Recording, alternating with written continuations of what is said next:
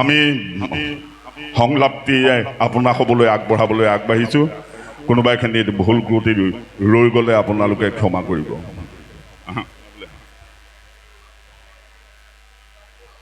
পাণ্ডৱৰ পৰাজয়ৰ বাৰ্তা শুনি সুখী হলো সখা। তিৰস্কাৰ নকৰিবা সখা। তিৰস্কাৰ কৰা নাই, তোমাৰ গুণানুকীৰ্তন কৰিছো সখা। কি কৰ্ণ এতিয়াও জীয়াই আছে। এটা সামান্য পুৰুষে নাইও বলৰীয়া হৈ জীৱন ধাৰণ কৰিবলৈ লাজ পাই মহাৰাজ। গুৰুপতি আজি কেনে ব্যৱহাৰ? কৌৰৱৰ প্ৰধান সেনাপতি বীৰ অগ্ৰগণী মহাৰথী কৰ্ণৰ যোগ্য ব্যৱহাৰ। কৌৰৱেশ্বৰ কৰ্ণক আৰু অধৈৰ্য নকৰিবা, ক্ষিপ্ত নকৰিবা।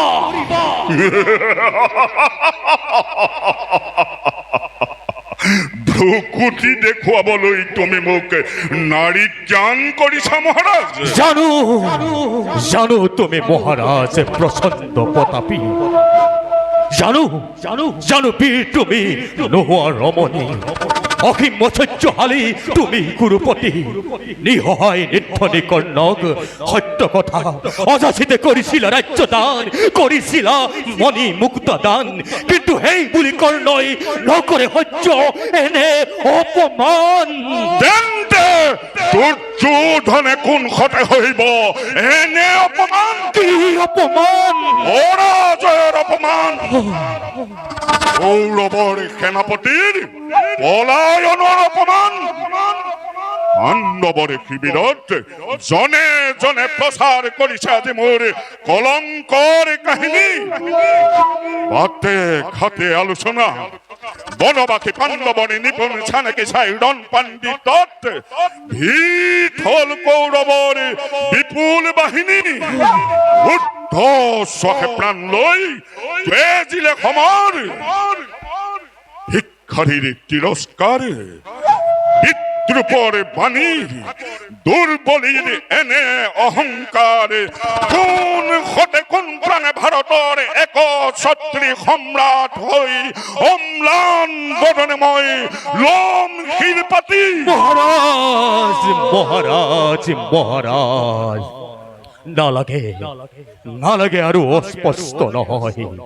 প্ৰত্যক্ষে পাইছো দেখা অন্তৰৰ মনোব্যথা বেদনাৰ ৰেখা।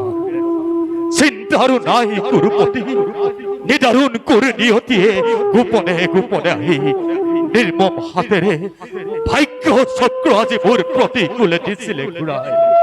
এবাৰ সতৰ্ক মই, নোৱাৰে চাপিব কাগ, নোৱাৰে তৰিব ষড়যন্ত্ৰ জাল। দিয়া মোক নিপুণ সাৰথী এজন, শেষ কৰো কুৰুক্ষেত্ৰণ, উজলাও কৌৰৱৰ কীৰ্তি অগণন। ভদ্ৰপতি কৰিবানে সাৰথ্য স্বীকাৰ? আদেশ কৰে যদি। আদেশ নহয়, ই মোৰ অনুৰোধ। আনন্দেৰে কৰিলো স্বীকাৰ। তেন্তে গুৰুপতি অস্থিৰে বিশ্বাস কৰাকৈ আপোন সত্য। যুদ্ধৰ চিন্তা কৰি মস্তিষ্ক উত্তপ্ত কৰি নালাগে জাপিব আৰু পীড়িত ৰজনী।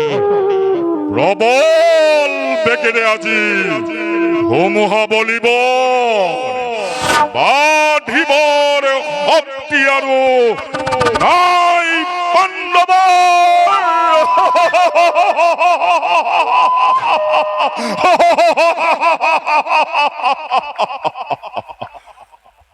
ধন্যবাদ।